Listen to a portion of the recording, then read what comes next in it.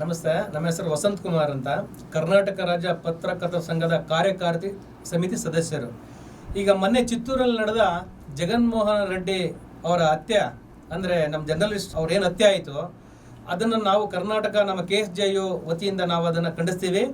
ಈಗ ಮೊನ್ನೆ ತಾನೇ ಈಗ ಪತ್ರಕರ್ತರ ಒಂದು ಸಮಾವೇಶವನ್ನು ಆಂಧ್ರದಲ್ಲಿ ವಿಜಯವಾಡದಲ್ಲಿ ಏನು ನಡೆದು ಮುಖ್ಯಮಂತ್ರಿಗಳಾದ ಚಂದ್ರಬಾಬು ನಾಯ್ಡು ಅವರ ಮುಖಾಂತರ ಒಂದು ಸಭೆನೇ ದೊಡ್ಡ ಅದ್ದೂರಿಯಾಗಿ ಮಾಡಿದ್ರು. ಆ ವಿಚಾರವಾಗಿ ಎಲ್ಲ ಪತ್ರಕರ್ತರು ಎಲ್ಲರೂ ಅಷ್ಟೇ, ನಮ್ಮ ಆಂಧ್ರ ಮುಖ್ಯಮಂತ್ರಿಗಳು ನಮಗೇನೋ ಒಂದು ನಮಗೆ ಸವಲತ್ತುಗಳು, ಒಂದು ಭದ್ರತೆ ಆಗಲಿ, ಒಂದು ಇನ್ನೊಂದಾಗಲಿ ಸವಲತ್ತುಗಳು ಕೊಡಿಸ್ತೀವಿ ಅಂತಿದ್ರು. ಅದರಲ್ಲಿ ಈಗ ಒಂದು ಅನ್ಯಾಯನ ಖಂಡಿಸೋದಕ್ಕೆ ಒಂದು ಬರ್ಬರವಾಗ ಈ ನ್ಯಾಯ ಒಂದು ಹತ್ಯೆ ನಡೀತದೆ ಅಂದರೆ ಇದನ್ನು ನಾವು ಕರ್ನಾಟಕದವರು ನಾವು ಇದನ್ನು ಸಹಿಸಲ್ಲ, ಮತ್ತು ಯಾರೂ ಸಹಿಸಬಾರದು ಇದನ್ನು.